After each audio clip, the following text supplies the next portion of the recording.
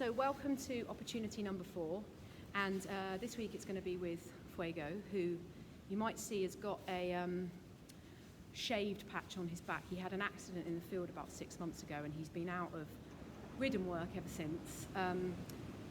So we've just been shaving various bits of him to scan them and try and find out what's going on, but he can still help us with this.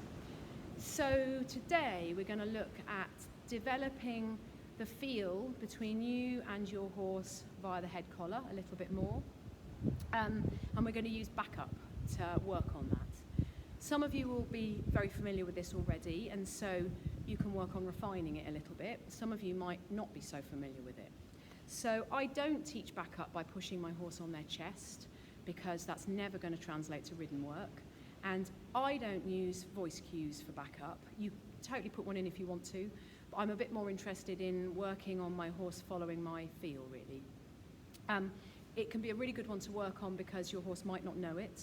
So you might be able to tap in under conditioned responses that you're finding in other places. And also it might show you that maybe your horse doesn't totally understand about following a feel everywhere at the moment.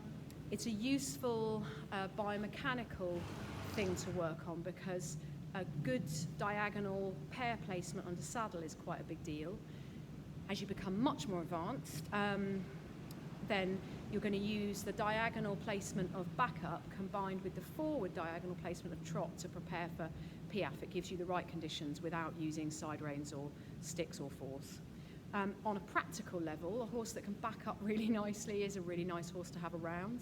It means he can get out of the way really easily when there are gates in the way. It makes loading easier. It makes his life in a human environment easier, because no one's having to shove him around to back up. I never teach backup by wiggling a rope at a horse. If you try it yourself and you place the halter on the floor in front of you at the end of a long rope and wiggle it, you'll see, this is something Caramousson showed me, the halter actually comes towards you. So it's an aversive cue that your horse has to somehow work out means backwards. It's not a natural cue. So I'm going to work quite close up with my hand. Oh, and the other thing that strategy of backing up, shaking the rope like that does, is puts in posture that I don't want. Usually the way that horses back up like that is by chucking their head in the air, contracting all their neck muscles, contracting their back muscles, and bracing to go backwards. I want backup to be part of my kind of soften and release, really. So I'm going to do it up close with my hands. I'm going to work on getting good diagonal pair placement, and I'm going to work on my feel going right the way through my whole horse's spine. People talk about, I want to get to my horse's feet, and they really rarely remember that there is a spine that you need to work on, and that actually spine locomotion dictates limb locomotion.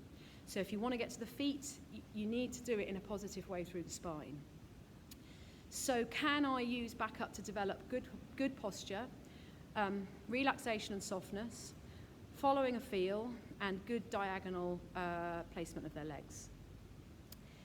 For those of you who get stuck with this, one thing that you can use is the lateral flexion that you've been working on off the halter.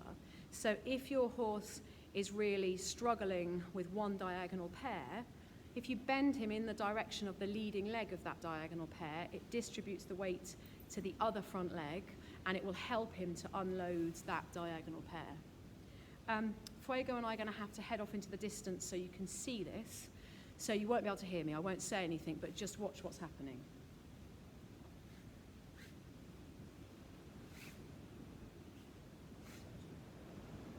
Okay.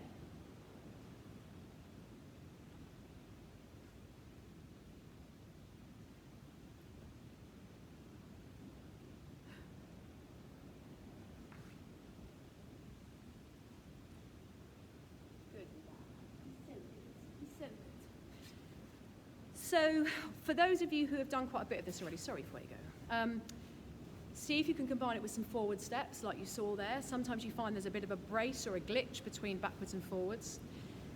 See what you can learn about your horse's diagonal placement. If you look at that closely, you'll see that Fuego has got a late front leg. One leg isn't quite in time with the backward motion of the hind leg, And that's something that I feel under saddle too. Anyway, have fun with it.